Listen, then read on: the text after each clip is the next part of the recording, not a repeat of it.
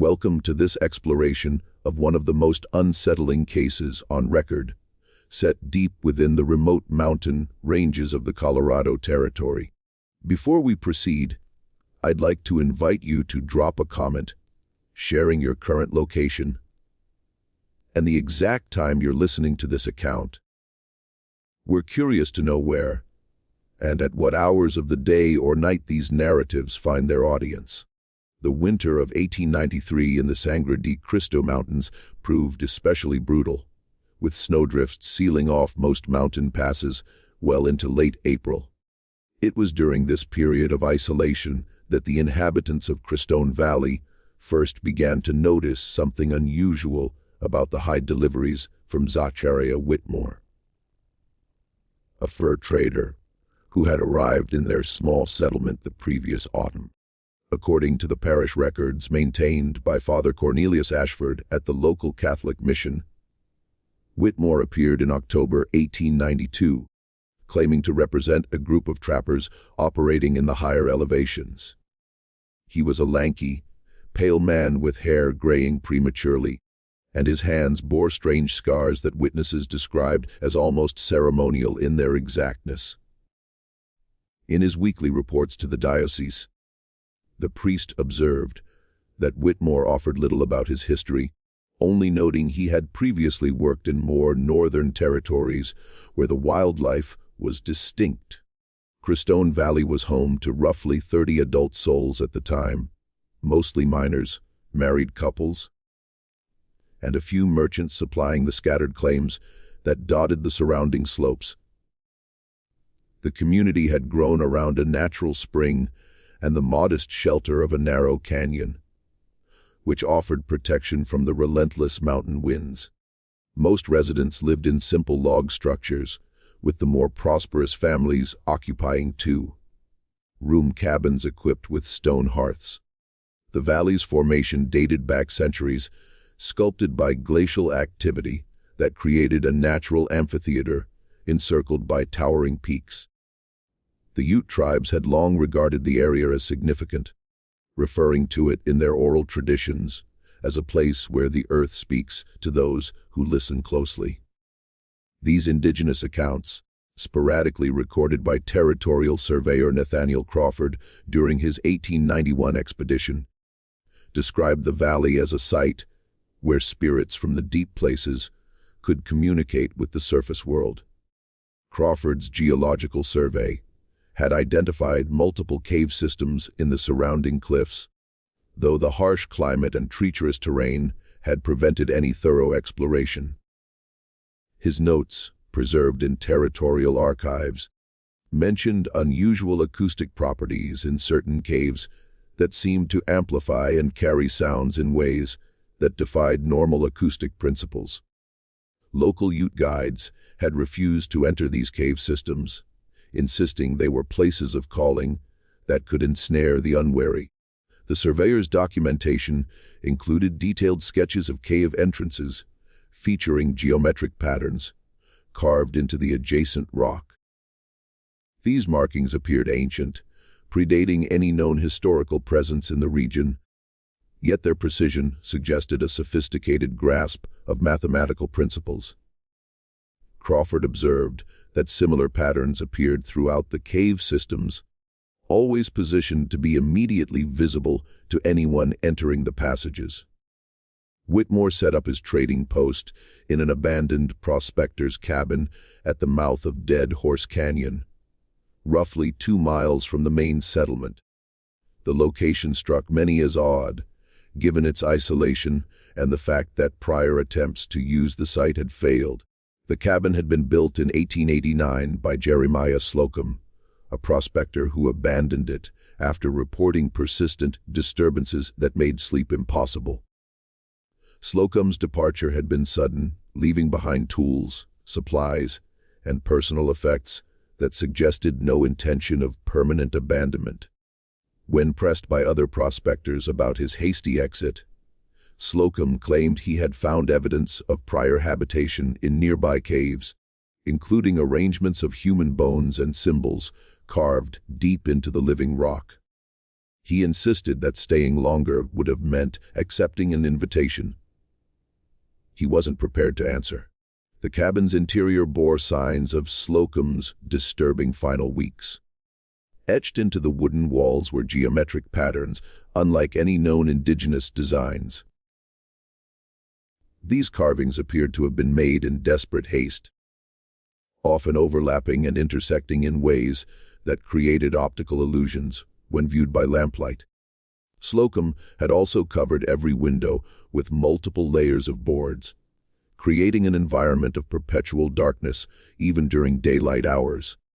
The patterns carved by Slocum bore a striking resemblance to those documented by Crawford in the cave systems, suggesting either that the prospector had discovered and copied the ancient designs, or that the same influence responsible for the cave markings had affected his behavior during his final weeks in the cabin. The precision and mathematical complexity of the carvings seemed inconsistent with the work of a mentally disturbed individual, yet their frantic execution indicated extreme psychological distress. When Whitmore took over the cabin, he made few changes to Slocum's arrangements. He removed the window coverings but left the wall carvings intact, claiming they added character to the space. Visitors to his trading post observed that the patterns appeared to shift and move when viewed peripherally, though direct examination revealed only static carved lines. The hide trader's initial deliveries were unremarkable. He provided quality deer, elk, and mountain sheep pelts to the valley's residents, who used them for winter clothing, bedding, and trade with supply wagons that occasionally made the treacherous journey up from the Colorado plains. His prices were fair, and his goods seemed to be of exceptional quality. Several families, including the Kesslers who ran the general store, observed that Whitmore's hides appeared unusually well preserved and carried a distinctive, almost sweet odor that lingered long after the transaction. Evangeline Kessler, the store owner's wife, maintained a detailed household ledger that survived the decades and was eventually donated to the Colorado Historical Society in 1961. Her entries from November 1892 provide insight into the community's initial impressions of their new trader. She wrote, Mr. Whitmore delivered 6 deer hides today. Rupert was pleased with the quality, though I remarked that the fur felt somehow different, softer than what we typically see from local hunters. The hide seems almost warm to the touch, as though it retains some vestige of the animal's life force. Evangeline's observations proved more perceptive than anyone initially realized. Her detailed descriptions of Whitmore's early deliveries noted subtle inconsistencies that would later prove significant. She recorded fur patterns that didn't match seasonal expectations, hide dimensions that exceeded normal proportions for the claimed species, and preservation techniques that left the pelts unusually pliable despite apparent age. The woman's scientific curiosity, uncommon for frontier wives of that era, led her to begin a personal collection of hair and fur samples from Whitmore's deliveries, pressing them between the pages of her personal journal alongside detailed notes about their characteristics. This collection would later provide crucial evidence for investigators attempting to understand the true nature of Whitmore's trade goods. As winter deepened, Whitmore's visits became more frequent, often arriving during snowstorms that would have made travel extremely dangerous for most men. He always came alone, leading a pack horse loaded with carefully wrapped bundles. Residents noticed that despite the harsh weather, he never appeared tired or cold, and his horse always seemed well fed, even when local livestock were struggling with scarce fodder. The trader's apparent immunity to cold weather became a frequent topic of discussion among valley residents. Temperatures during the winter of 1892-93 regularly dropped below -20 degrees Fahrenheit, Yet Whitmore traveled mountain passes wearing only standard wool clothing.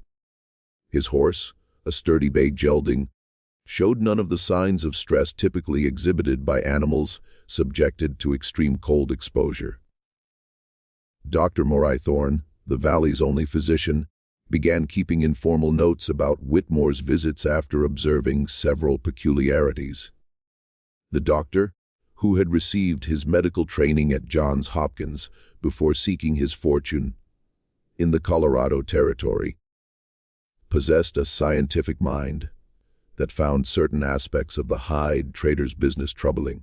His medical practice in more civilized areas had included treating numerous cases of frostbite, exposure, and cold-related injuries, making him particularly qualified to recognize the anomalies in Whitmore's apparent cold resistance. In December 1892, Dr. Thorne wrote to a former colleague, "I have encountered a most curious individual here, in our mountain settlement. His wares are of extraordinary quality, yet I cannot identify the source of several hides he has provided. The fur patterns and coloring do not match any indigenous species with which I am familiar. Despite 20 years of hunting and specimen collection throughout the Rocky Mountain region. More puzzling is his apparent immunity to weather conditions that severely tax even the most experienced mountain men." The doctor's medical training included significant study of comparative anatomy, making his inability to identify certain species particularly troubling. During his years in Colorado, Dr. Thorne had built an extensive collection of specimens from local wildlife, systematically cataloging the variations in fur patterns, bone structures, and other identifying characteristics. His expertise was recognized by the Territorial Naturalist Society, which regularly requested his assistance in classifying unusual specimens. When Dr. Thorne examined Whitmore's hides, using his standard classification methods, he found characteristics that seemed to combine features from multiple species in ways that should not have been possible through natural means. Fur density patterns suggested Arctic adaptation, yet color variations indicated temperate climate evolution. Bone attachment points visible on the hide edges corresponded to skeletal structures he could not match to any known North American mammals. The first truly unsettling incident occurred in January 1893 when Josiah Brennan, a veteran hunter who had worked the Colorado Mountains since the 1860s, examined several of Whitmore's recent deliveries at the Kessler store. Brennan had an encyclopedic knowledge of local wildlife, having served as a guide for numerous scientific expeditions, including the Wheeler Survey of 1875 and the Powell Geographic Expedition of 1870. His expertise was so well regarded that territorial officials regularly consulted him on matters related to wildlife management and resource assessment. Brennan's examination of Whitmore's hides revealed inconsistencies that troubled him deeply. He had personally tracked, killed, and processed hundreds of animals throughout his career, developing an almost instinctive understanding of how different species' hides should look, feel, and smell. The hides provided by Whitmore violated several fundamental principles of his accumulated knowledge. According to Evangeline Kessler's ledger, Brennan told her, "Ma'am, I've seen every creature that walks, crawls, or flies in these mountains. And I can tell you with certainty that some of these pelts ain't from anything that belongs here. That white one with the blue undertones, the trader claims it's from an albino deer. But the fur patterns are all wrong. Albino deer keep their normal fur structure, just lose the pigmentation. This hide shows fur growth patterns I've never seen, like it was adapted for conditions that don't exist in Colorado." Brennan's concerns extended beyond simple species identification. His experienced eye detected signs of processing techniques that seemed far more sophisticated than anything available in frontier settlements. The hides showed evidence of preservation methods that left them remarkably supple and fresh, smelling despite apparent age. Traditional smoking, salt curing, or brain tanning processes could not have achieved similar results. The veteran hunter also noticed that several hides appeared to have been modified after the initial processing. Careful examination revealed almost invisible seams where pieces from different animals had been joined together. These modifications were executed with such skill that they were nearly undetectable, requiring close inspection under good lighting to identify. The purpose of such modifications remained unclear, but the level of craftsmanship suggested involvement by individuals with specialized training. When Evangeline relayed Brennan's concerns to her husband, they decided to question Whitmore directly during his next visit.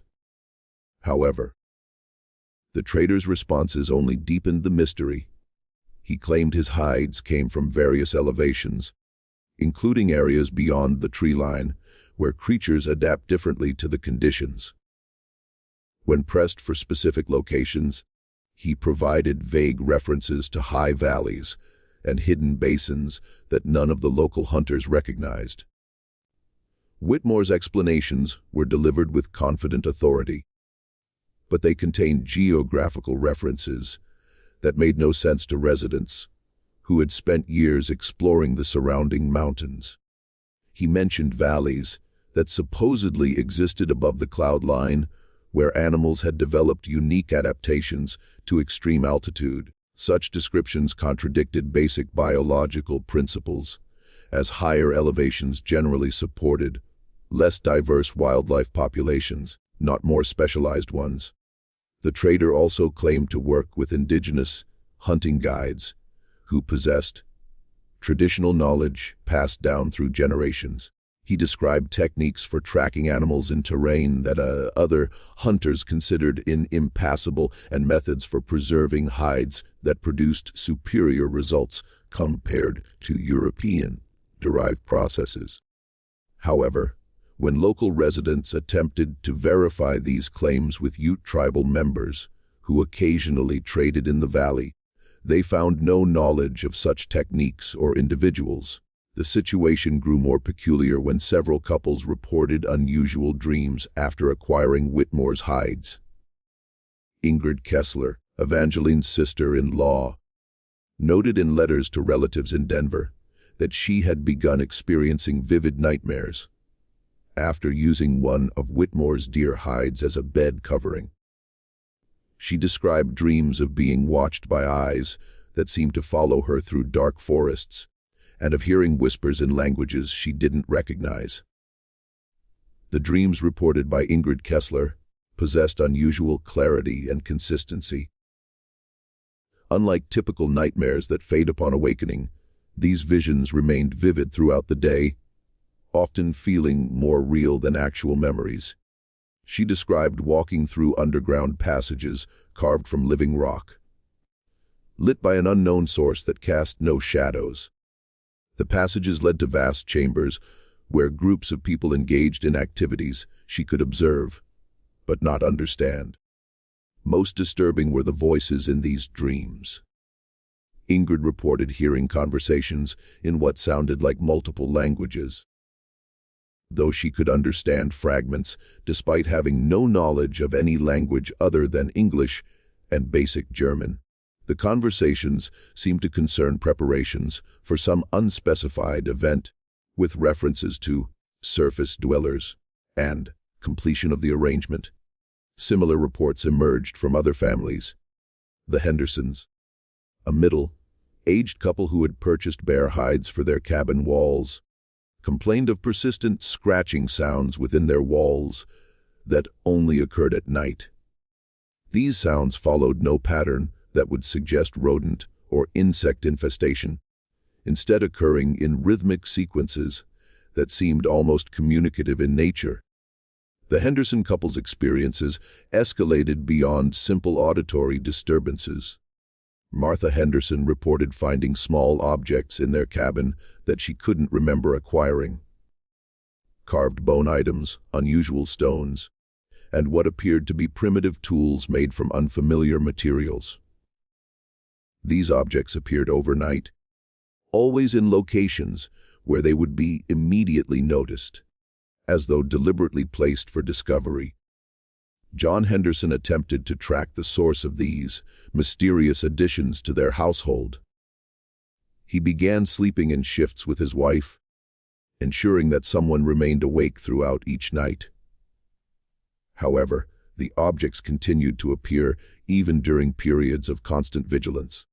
On one occasion, a carved wooden item appeared on their dining table while John sat reading less than 6 feet away. He reported noticing the object immediately upon its appearance, yet could not recall any movement or sound that might have indicated how it arrived. The Olsons, an elderly couple who ran a small blacksmith operation, reported that their livestock began displaying unusual behavior after they acquired rabbit fur blankets from Whitmore's stock. Their horses and cattle showed signs of distress whenever brought near the blankets, refusing to enter areas where the materials had been placed. Dr.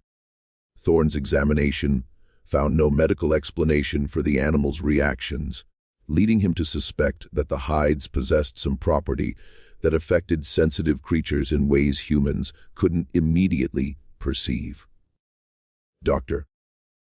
Thorne attempted a more systematic investigation, requesting permission to examine several of Whitmore's hides in detail. The trader initially resisted, citing trade secrets, but eventually allowed the doctor to study 3 specimens under controlled conditions. Thorne's findings, preserved in his medical journal, were deeply troubling. Upon microscopic examination, he wrote, "The first samples display cellular structures that are inconsistent with known North American mammals. The hair follicle patterns suggest adaptation to extreme conditions, yet not those found at our elevation or climate. Most disturbing is the presence of what appears to be scarring in the hide tissue, forming regular patterns that suggest intentional modification rather than natural growth or injury." Dr. Thorne's medical training included significant exposure to pathology and anatomical studies, making his observations particularly credible. His microscopic examination revealed cellular structures that appeared to combine characteristics from multiple species in ways that defied normal biological development. Hair shaft compositions showed mineral content that didn't match any known regional environmental conditions. The scarring patterns discovered by Dr. Thorne followed geometric designs that appeared throughout Whitmore's operation. These weren't random injury marks or natural blemishes, but deliberate modifications that had been made while the animals were alive, then allowed to heal before harvesting. The precision and consistency of these patterns suggested a systematic approach that required considerable knowledge of animal physiology and healing processes. When Dr. Thorne shared his findings with Father Ashford, the priest became increasingly concerned about Whitmore's presence in their community. The priest began maintaining his own observations, noting in his correspondence with the diocese that several parishioners had reported feeling spiritually uneasy after contact with the trader's goods.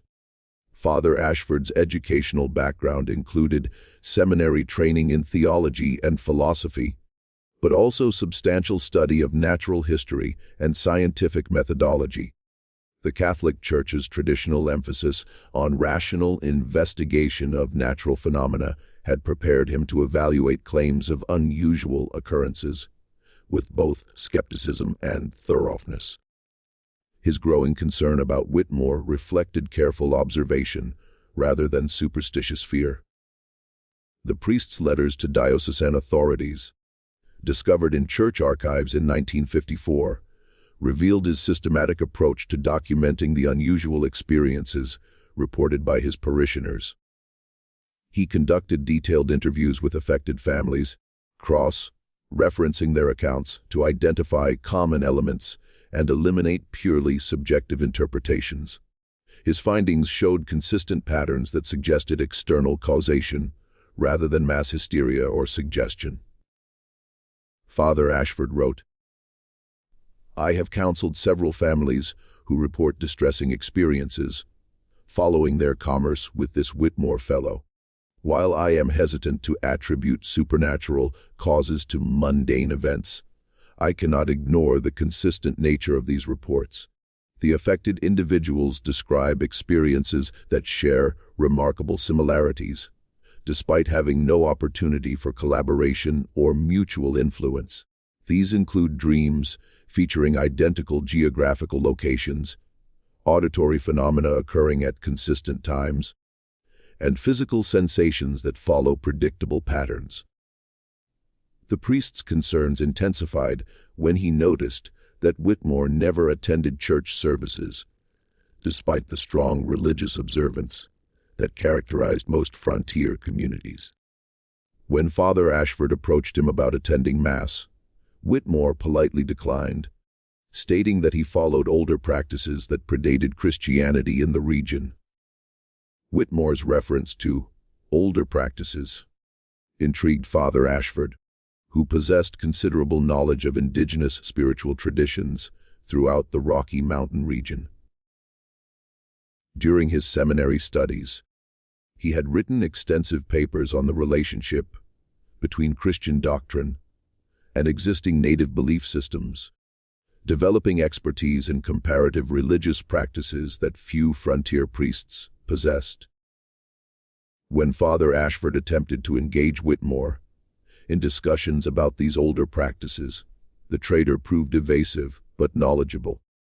He demonstrated familiarity with Ute spiritual concepts, particularly those related to underground spaces and communication with subterranean entities. However, his knowledge extended beyond any single tribal tradition, incorporating elements from multiple indigenous cultures in ways that suggested either extensive travel or access to sources of information unavailable to most frontier traders. As February turned to March, Whitmore's visits became increasingly frequent, sometimes occurring weekly instead of monthly. His pack horse carried larger loads, and the variety of hides expanded to include species that none of the local hunters could identify. One particular hide, which he described as coming from a mountain cat, measured nearly 8 feet in length and displayed a striped pattern, unlike any known feline species in North America. The increase in Whitmore's deliveries coincided with observable changes in his personal behavior. Residents noted that he seemed more focused and purposeful during his visits, spending less time on casual conversation and more time examining potential customers with an intensity that made many uncomfortable. His interactions became increasingly transaction-oriented, as though he was working towards some deadline that required efficient completion of his business. Evangeline Kessler documented these behavioral changes in her household ledger, noting that Whitmore's conversations had shifted from general topics to specific questions about family structures, individual health conditions, and personal preferences regarding various hide types. His inquiries seemed designed to gather detailed information about community members, rather than simply facilitate commerce. The exotic hides provided during this period showed characteristics that challenged even Dr. Thorne's scientific understanding. The alleged mountain cat hide displayed fur patterns that seemed to shift under different lighting conditions, creating optical effects that made accurate examination difficult. Chemical tests revealed mineral compositions that didn't match any known regional geological formations. Josiah Brennan's growing suspicions led him to attempt following Whitmore on one of his departure trips from the valley. The hunter waited until Whitmore completed his rounds and began heading back toward Dead Horse Canyon. then followed at a distance using tracking skills developed over decades of wilderness experience. Brennan's pursuit required considerable expertise, as Whitmore seemed aware of potential surveillance and took precautions to avoid leaving clear tracks. The trader's route through the mountain terrain followed paths that seemed deliberately chosen to minimize visibility and maximize confusion for anyone attempting to follow. He utilized natural terrain features to break up his trail and employed techniques that suggested professional training in counter-surveillance methods. According to Brennan's account, recorded years later by a territorial marshal investigating unrelated matters, Whitmore's route took him not toward the high country, as expected, but deeper into the canyon system. The trader followed game trails that led through narrow defiles and across exposed rock faces, where footprints would be impossible to track. I followed him for about 3 miles, Brennan reported, until the canyon walls got too narrow and steep for safe passage in the snow. But before I turned back, I heard something that stopped me cold. It wasn't human voices, but it wasn't animal sounds either. It was like singing, but with words in no language I'd ever heard. The rhythm was regular, like a work song, but the pitch rose and fell in ways that hurt to listen to. And there was a smell carrying on the wind, sweet but wrong, like flowers that had been dead too long, but somehow still growing. Brennan's description of the sounds emanating from the deeper canyon matched reports from other residents who had ventured near the area during Whitmore's visits. The vocalizations seemed to serve some coordinating function, rising and falling in patterns that suggested communication rather than random noise. The acoustic properties of the canyon walls amplified and carried these sounds in ways that made their exact source impossible to determine. The smell described by Brennan proved to be another consistent element in various accounts. Multiple witnesses reported detecting an odor that combined floral sweetness with something organic and decaying. The smell seemed strongest during Whitmore's absences, suggesting that whatever produced it remained active in the canyon, even when the trader was not present. Brennan's investigation attempt marked a turning point in the community's relationship with Whitmore. Word of the hunter's experience spread quickly through the small settlement, creating an undercurrent of fear and suspicion. Several couples began refusing Whitmore's goods, claiming they no longer needed additional hides, despite the ongoing harsh weather. The community's growing reluctance to deal with Whitmore created practical problems, as his hides had become an important resource for surviving the harsh mountain winter.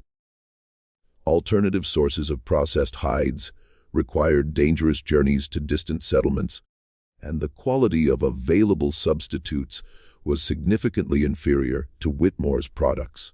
This created a dilemma for families who needed the materials but feared the consequences of continued association with the trader. Dr.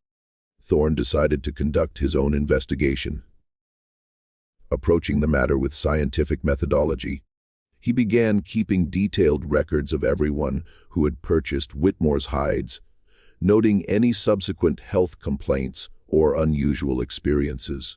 His findings, compiled over several weeks, showed a clear pattern of sleep disturbances, anxiety, and what he termed nervous afflictions among couples who had acquired the trader's goods.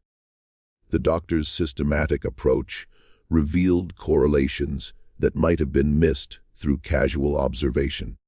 Families who had acquired larger quantities of Whitmore's hides showed more severe symptoms, and those who used the hides for bedding or clothing experienced effects more quickly than those who used them for decorative purposes. Duration of exposure also appeared to be a factor, with symptoms intensifying over time rather than diminishing. Dr. Thorne's medical records from this period document the progression of symptoms among affected community members. Initial effects included mild sleep disruption and occasional vivid dreams. These progressed to more severe insomnia accompanied by what patients described as waking dreams that occurred during periods of apparent consciousness.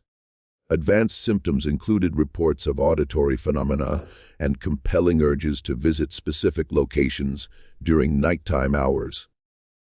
The doctor's investigation took an unexpected turn when he decided to test his hypothesis by purchasing one of Whitmore's newer acquisitions, a remarkably soft hide that the trader claimed came from a young deer. Dr. Thorne placed the hide in his own bedroom as a wall covering and documented his subsequent experiences in his medical journal. First night, no unusual occurrences. Sleep normal, though perhaps deeper than typical.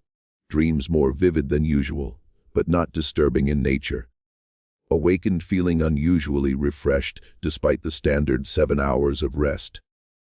Second night, vivid dreams of being in locations I have never visited, characterized by unusual geological formations and plant life. The dreams possessed a clarity that made them seem more like memories than imagination. Particularly notable was the consistent appearance of underground chambers, carved from living rock, lit by an unknown source that cast no shadows. Third night, awakened at approximately 3:30 a.m., by what I can only describe as whispering. The sound seemed to emanate from the hide itself, though careful examination revealed no visible source. The whispers used words in no language I recognize, yet somehow conveyed meaning that suggested invitation or instruction. Upon investigation, I found nothing, yet the sensation persisted until dawn. Dr. Thorne's documentation continued for 2 weeks, each entry describing increasingly disturbing experiences. By the 7th night, he reported feeling as though he was not alone in his cabin, despite living by himself. He described an overwhelming sense of being observed and noted that his medical instruments, normally arranged in precise order, were frequently found in different positions each morning. The doctor's scientific training led him to consider various explanations for his experiences. He tested for gas leaks, chemical contamination, and other environmental factors that might cause hallucinations or disorientation. His systematic elimination of conventional causes forced him to consider possibilities that challenged his materialistic worldview. The investigation reached its culmination when Dr. Thorne decided to examine the hide more thoroughly using his surgical instruments. What he discovered challenged his understanding of natural history and biological processes. Hidden beneath the outer fur layer, he found what appeared to be deliberate markings, carved or burned into the flesh before the hide had been cured. These markings formed patterns that resembled no Native American designs he had encountered during his years in Colorado, yet possessed a geometric complexity that suggested intelligent creation. The patterns seemed to follow mathematical principles that created optical effects when viewed under lamplight, appearing to shift and move despite being carved into static material. Most disturbing was Dr. Thorne's discovery that the hide appeared to be composed of sections from multiple animals, expertly joined together in a way that was nearly invisible to casual inspection. The seams where different pieces met had been disguised using techniques that required considerable knowledge of hide, processing, and anatomical structures. The implications of this finding troubled Dr. Thorne deeply, as it suggested that Whitmore was not simply trading in unusual hides, but was actively modifying them in ways that served some unknown purpose. The level of skill required for such modifications indicated professional training or extensive experience that seemed inconsistent with frontier trading operations. Father Ashford's own investigation followed a different path, focusing on the spiritual and psychological effects he observed among his parishioners. He began conducting what he termed spiritual interviews, carefully questioning couples about their experiences without revealing his growing concerns about Whitmore's trade. The priest's theological training had prepared him to recognize signs of spiritual distress, but the symptoms displayed by affected parishioners didn't match traditional categories. Rather than showing evidence of demonic influence or religious crisis, they seemed to be responding to some form of external communication that operated independently of their conscious awareness.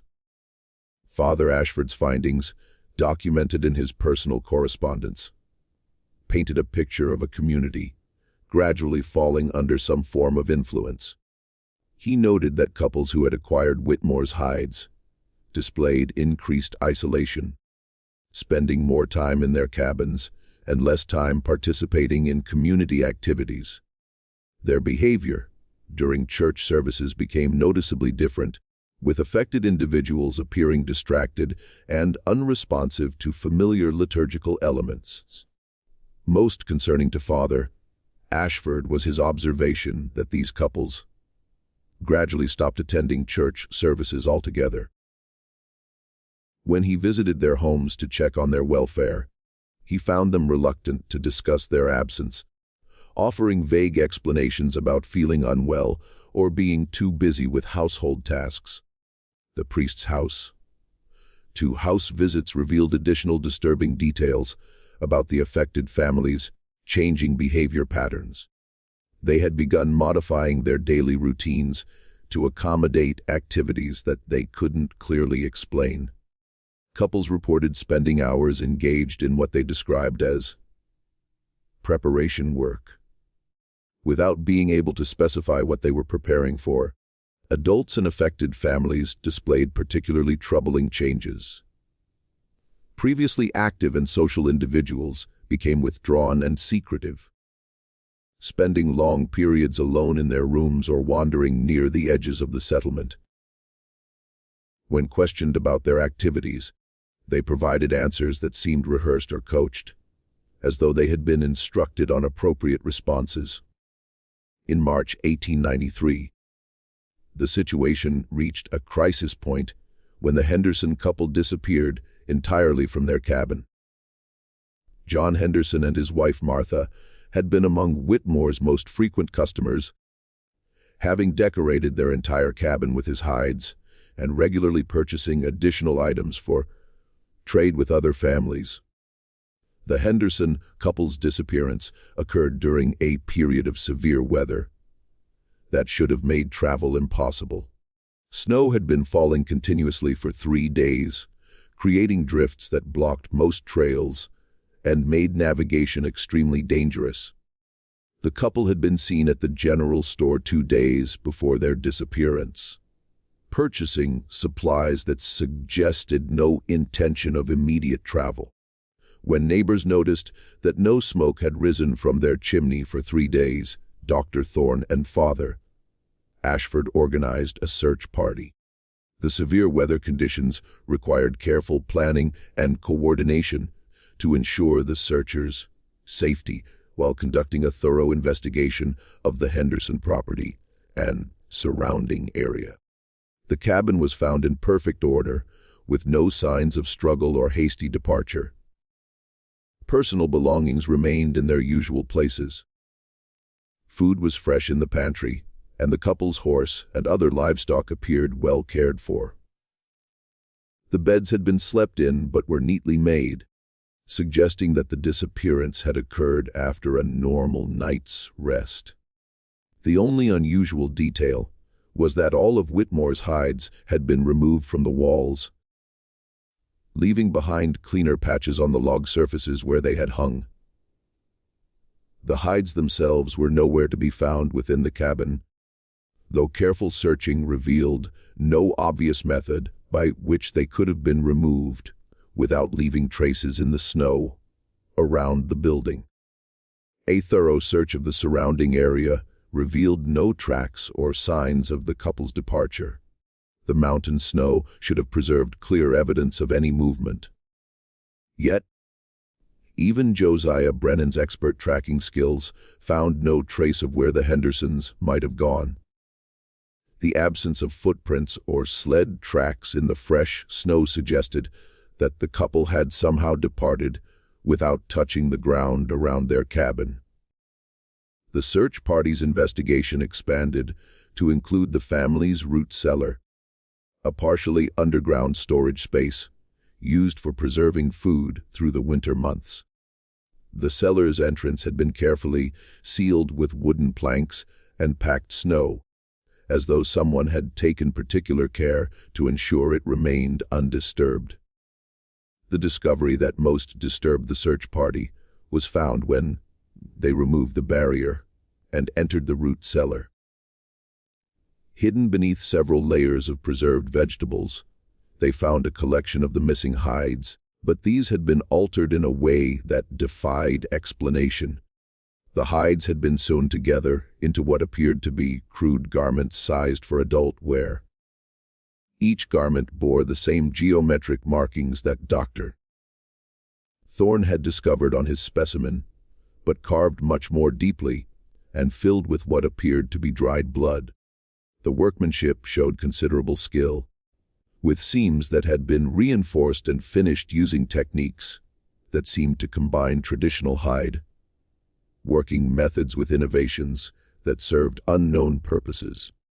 The garments varied in size and design, suggesting they had been created for specific individuals rather than mass production. Measurements indicated they would fit the Henderson couple, though certain modifications suggested they were intended for use under conditions quite different from normal mountain weather. Father Ashford immediately declared the cabin and its contents to be spiritually contaminated, refusing to allow anyone to handle the altered hides. His reaction was based not on superstition, but on careful observation of the psychological effects that contact with similar materials had produced in other community members. The priest organized a group of men to burn the entire contents of the root cellar. But the destruction proved more difficult than expected. The hides seemed to resist combustion, requiring multiple attempts and unusual amounts of fuel to destroy completely. When flames finally took hold, they produced an unusual blue color and an acrid smoke that caused severe respiratory distress among the destruction party. Most disturbing was the observation that the smoke seemed to form patterns in the air, resembling the geometric designs they had found carved throughout Whitmore's operation. The patterns appeared to have structure and meaning, as though the burning materials were attempting to communicate some final message before their destruction.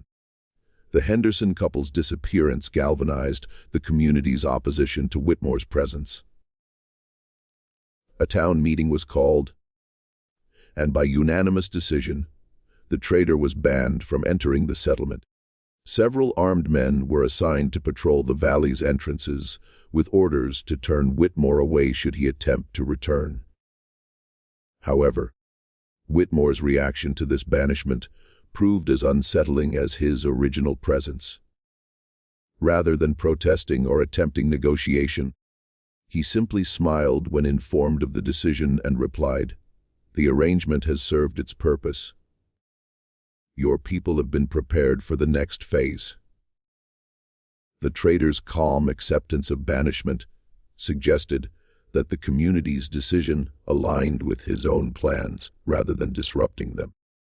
His reference to the next phase implied that his trading operation had been merely preparatory for some larger objective that no longer required his direct presence in the valley.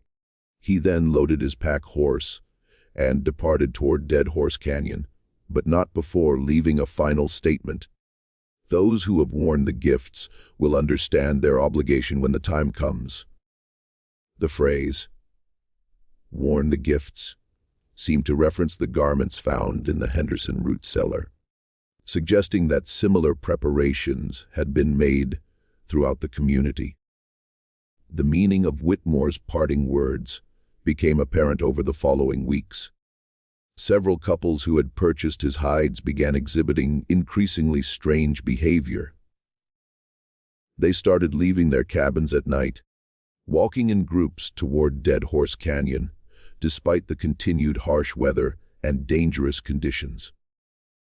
These nocturnal processions were witnessed by various residents who described the participants as moving with unusual purpose and apparent indifference to the cold. The walkers traveled in pairs, following paths that seemed to require no conscious navigation, despite the darkness and snow-covered terrain.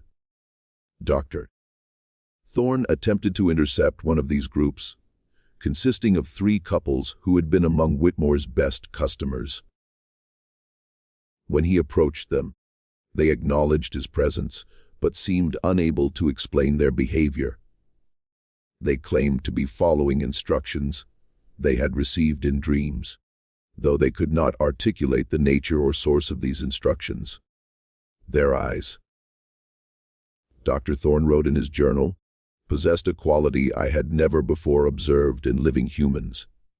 They appeared alert and intelligent, yet somehow distant, as though the individuals I was addressing were observing me from some great remove. When I asked where they were going, they pointed toward the canyon and said they had been called together. The phrase seemed rehearsed, as though they had been coached on appropriate responses to interference. The doctor's attempts to physically prevent the group from continuing their journey proved futile. While they did not resist or become hostile, they demonstrated a determination that bordered on the supernatural. Despite Dr. Thorne blocking their path and appealing to their reason, they simply walked around him and continued toward their destination.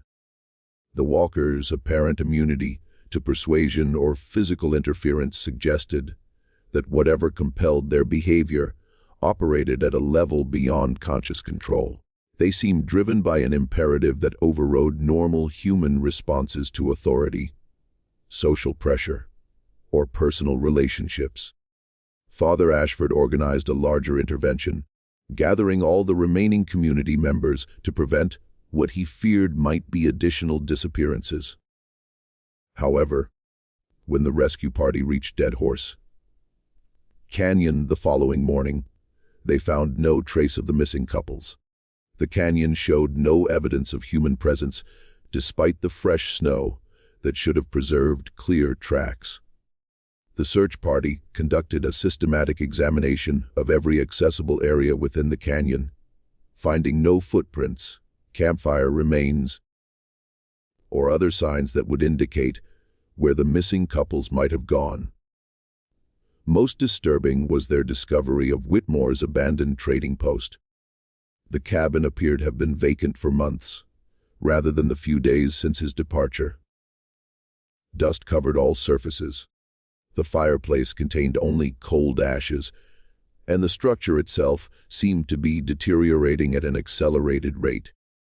The rapid decay of Whitmore's cabin suggested that his presence had somehow maintained the building's integrity through unnatural means. Without his influence, the structure was reverting to a condition more consistent with years of abandonment rather than recent occupation. When Dr. Thorne examined the building more closely, he found that the wooden walls had been carved with the same geometric patterns they had discovered on the modified hides. However, these carvings appeared to be much older than Whitmore's recent residence, suggesting that the patterns had been present before his arrival, or that his modifications had somehow accelerated aging in the surrounding materials. Inside the cabin, the search party found evidence of Whitmore's true activities. Hanging from the rafters were dozens of partially completed hide garments, each crafted with meticulous attention to the same pattern they had seen in the Henderson cabin. The workmanship showed a level of skill and consistency that indicated long experience with such projects. Tools for hide preparation were arranged around a central work area, along with substances that Dr. Thorne could not identify, but which emitted the same sweet, cloying odor that had characterized Whitmore's trade goods. Chemical analysis of these substances proved impossible with available equipment, but their properties suggested organic compounds that had been processed using techniques unknown to conventional tanning methods. Most shocking was the discovery of a detailed map painted on one wall, showing not only the Crestone Valley area, but extending to mountain regions throughout Colorado Territory and beyond. Various locations were marked with symbols matching the geometric patterns, suggesting that Whitmore's operation extended far beyond their small community. The map revealed a network of locations that stretched across multiple territories, with connecting lines that seemed to indicate travel routes or communication pathways. Each marked location was annotated with symbols that appeared to represent different phases or types of activity, suggesting a coordinated operation involving multiple sites and personnel. Father Ashford's examination of the map revealed annotations in multiple languages, including what appeared to be Native American pictographs, Spanish colonial references, and symbols he could not identify. Several locations were marked with dates stretching back to the 1860s, indicating that Whitmore's activities had been ongoing for decades. The multilingual annotations suggested involvement by individuals from various cultural backgrounds, possibly including people with formal education in multiple academic disciplines. The complexity and scope of the documented operation far exceeded what frontier communities should have been able to organize or support. The priest's discovery of a collection of correspondence, hidden beneath the cabin's floorboards, provided additional insight into the scope of Whitmore's operations. Letters in various hands described similar hide trading activities in remote communities throughout the Rocky Mountain region. The correspondence referenced preparation phases, collection schedules, and harvest periods in language that suggested a coordinated effort involving multiple individuals. One letter dated 6 months before Whitmore's arrival in Crestone Valley contained particularly disturbing content, written by someone identified only as M. Fletcher. It stated, "The Colorado specimens have shown remarkable adaptation rates. Subjects exposed to the prepared materials demonstrate the expected behavioral modifications within 3 to 4 weeks. Recommend proceeding to final phase during spring migration period, when missing subjects can be attributed to natural hazards." The clinical language used in this correspondence suggested involvement by individuals with scientific or medical training. The systematic approach to human experimentation implied resources and organization that extended far beyond simple criminal enterprise. References to specimens and adaptation rates indicated that the missing community members were being subjected to some form of deliberate modification or testing.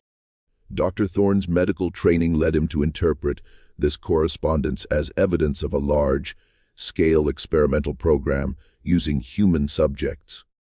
The clinical language and systematic approach suggested involvement by individuals with scientific education rather than simple criminal activity.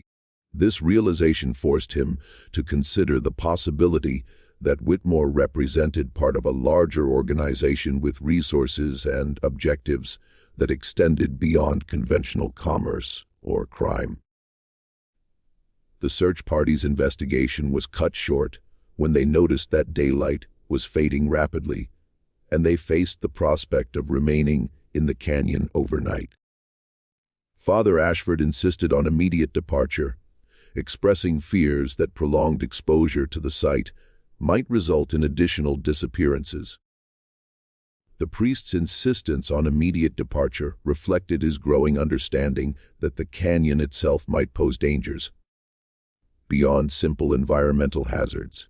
His observations of affected community members suggested that proximity to locations associated with Whitmore's activities could intensify the behavioral modifications they had experienced.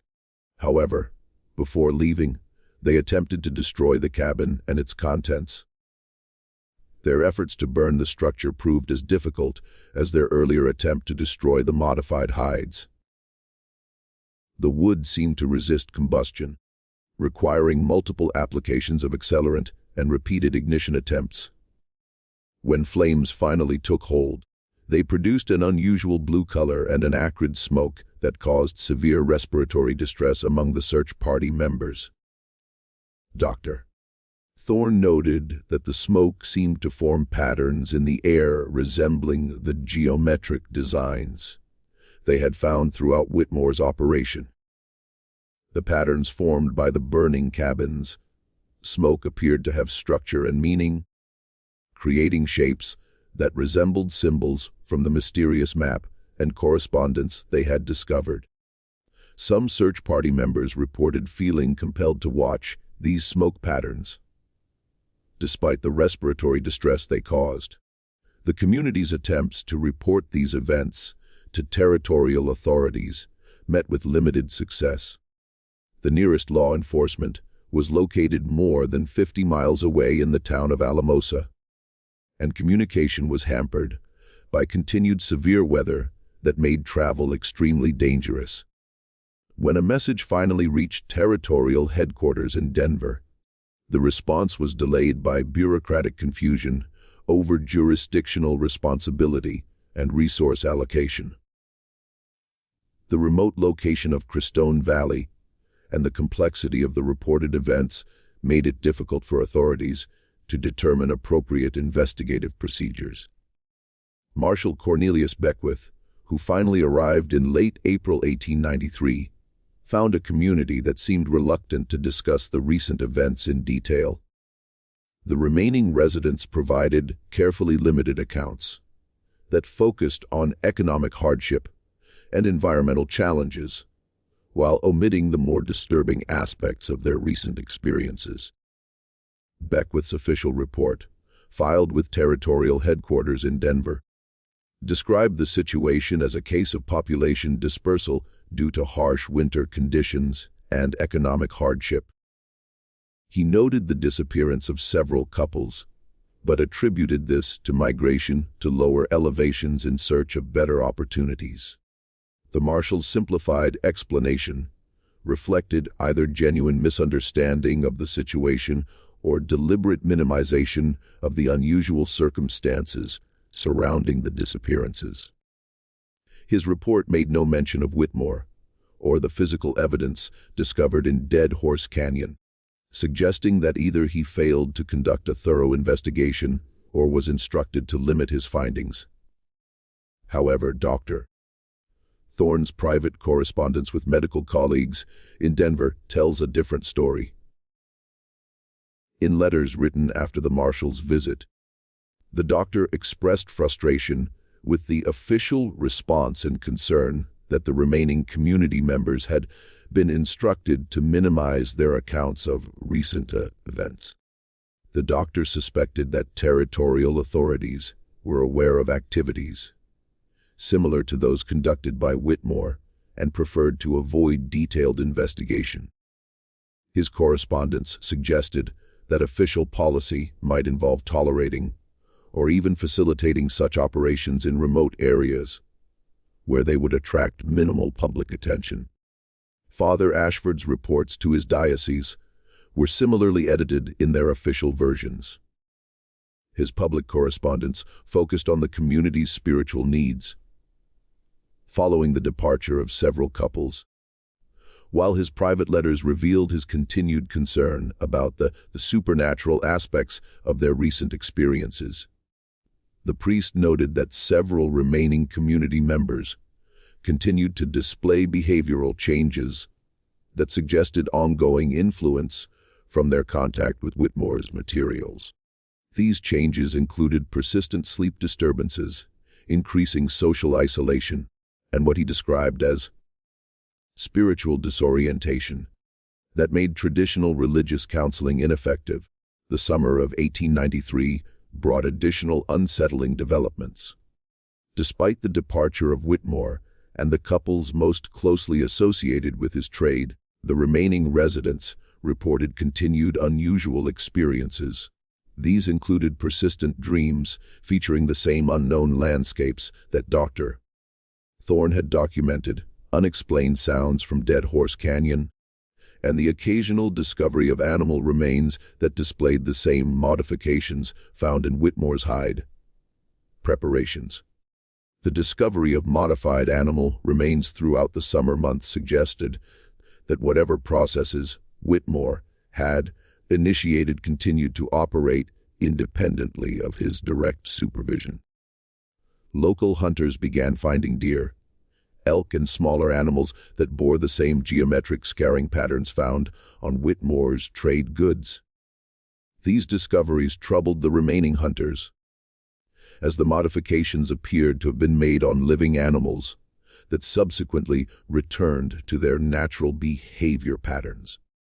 The scarring had healed completely, indicating that the modifications were not fatal and might serve some ongoing purpose related to the animals' integration into whatever system Whitmore had established. Evangeline Kessler's household ledger from this period documents a gradual decline in community cohesion. Trade with outside suppliers became irregular as rumors spread among travelers about strange happenings in Crestone Valley. Several supply wagons that had planned to service the settlement changed their routes, forcing residents to travel increasingly long distances for basic necessities. The breakdown in normal commercial relationships reflected growing awareness among regional traders that Crestone Valley had become associated with unusual risks.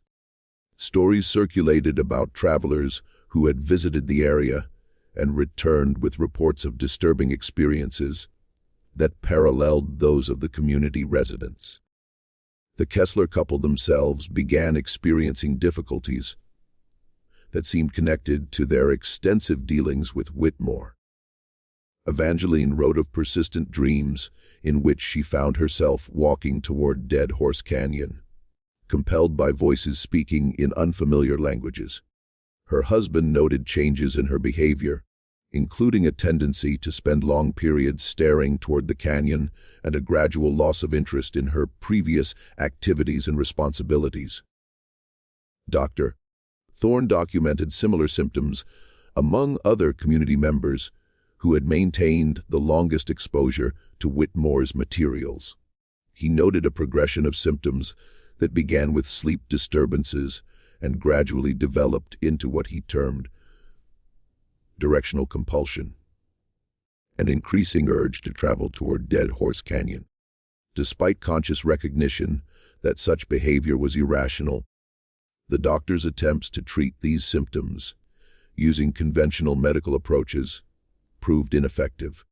Standard sedatives provided no relief for the sleep disturbances, and patients seemed unable to resist the compulsive behaviors even when they expressed strong desire to do so. Most troubling was Dr. Thorne's observation that the symptoms appeared to be progressive, becoming more severe over time, rather than diminishing. This suggested that whatever agent caused the behavioral modifications continued to affect patients long after their direct contact with Whitmore's materials had ended. Father Ashford's spiritual counseling efforts met with similar lack of success. Prayers, blessings, and other religious interventions seemed to provide temporary comfort, but no lasting relief from the symptoms affecting community members. The priest noted in his correspondence that affected individuals often expressed feeling called to fulfill some obligation they could not clearly define, but felt unable to ignore. Traditional concepts of moral responsibility and personal choice seemed inadequate to address compulsions that operated independently of conscious decision-making. By autumn 1893, the situation had deteriorated to the point where only a handful of couples remained in Crestone Valley. The Kesslers, Dr. Thorne, Father Ashford, and 2 other couples comprised the entire remaining population. Most had stayed due to practical considerations, lack of resources for relocation, responsibility for property they could not abandon, or in Dr. Thorne's case, professional obligation to continue documenting the unusual medical phenomena he was observing. The approaching winter brought a sense of impending crisis to the remaining residents. Evangeline Kessler's ledger entries from October 1893 reflect growing anxiety about their ability to maintain normal community functions with so few people. More concerning were her increasingly frequent references to dreams and visions that seemed to be directing her behavior during waking hours. "I find myself drawn repeatedly to the canyon," she wrote, "not from curiosity, but from a sense of obligation I cannot explain. In my dreams, I see the missing couples gathered in places that exist beneath the earth, in chambers carved from living rock. They appear content, engaged in activities I do not understand, but which seem to serve some greater purpose." Dr. Thorne's medical journal from this period documents his growing realization that the phenomena affecting the community were beyond conventional scientific explanation. His training had not prepared him to address symptoms that seemed to operate independently of normal physiological processes. Most disturbing was his recognition that he was beginning to experience the same symptoms he had been documenting in other patients. "I must acknowledge," he wrote in November 1893, "that my role as objective observer has been compromised. The same compulsions I have documented in others now affect my own thinking and behavior." Father Ashford faced a similar crisis of understanding. His theological training provided no framework for addressing what he was observing in his remaining parishioners. His letters to the diocese became increasingly desperate, requesting guidance for dealing with spiritual problems that seemed to exist outside traditional religious categories. The winter of 1893–94 would prove to be the final chapter in Crestone Valley's existence as a functioning community. By January 1894, territorial supply records indicate that no trade goods were delivered to the settlement, suggesting that the remaining residents had either departed or ceased maintaining normal commercial relationships. The last documented communication from Crestone Valley was a letter written by Evangeline Kessler in February 1894, addressed to her sister-in-law in Denver, but never sent. The letter was discovered years later among papers found in the abandoned Kessler store.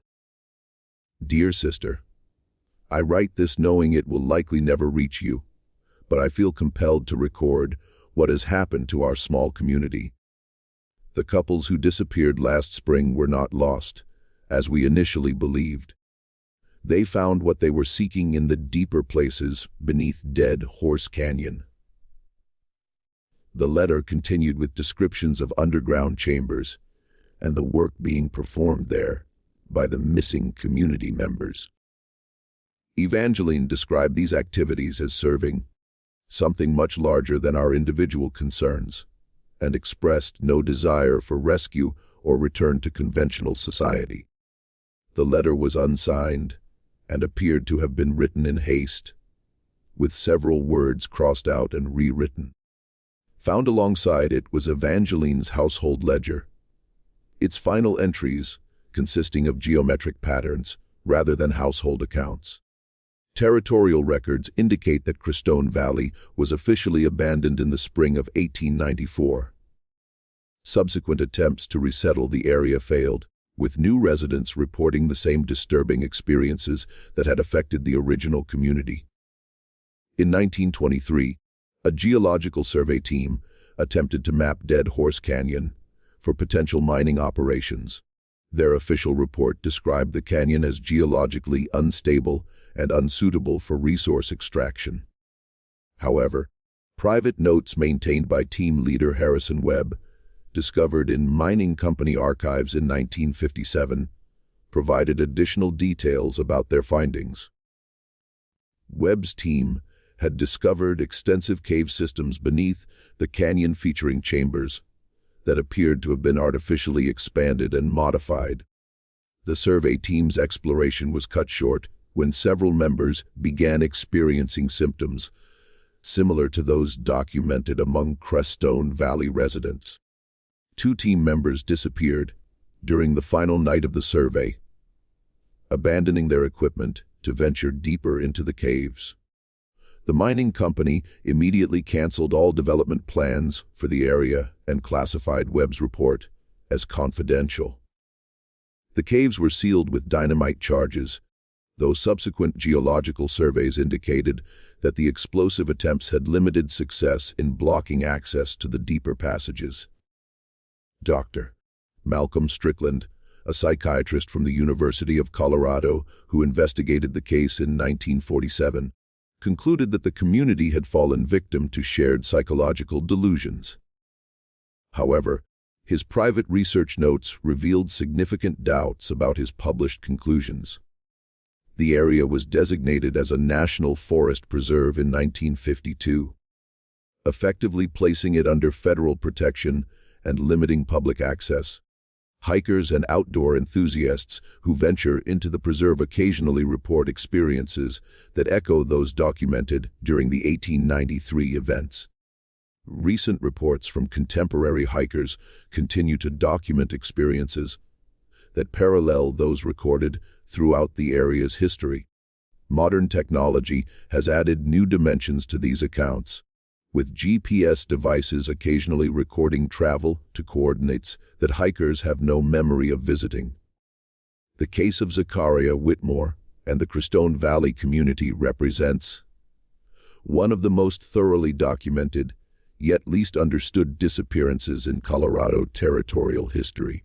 Despite extensive investigation by multiple researchers over several decades, no satisfactory explanation has emerged for the coordinated vanishing of an entire community. The geometric patterns, modified animal remains, and sophisticated cave modifications discovered in the area suggest involvement by individuals with knowledge and resources that seem inconsistent with late 19th century frontier capabilities. Most troubling is the apparent ongoing nature of whatever processes were initiated by Whitmore's activities in the 1890s. The continued reports of unusual experiences by visitors to the area suggest that the Crestone Valley events represented the beginning rather than the conclusion of some larger pattern of activity. For those who venture into the remote mountain regions where these events occurred, the Crestone Valley case serves as a reminder that some places maintain their own logic. Some invitations cannot be refused once fully understood, and some preparations, once begun, inevitably lead to their intended conclusion, regardless of the time required for completion.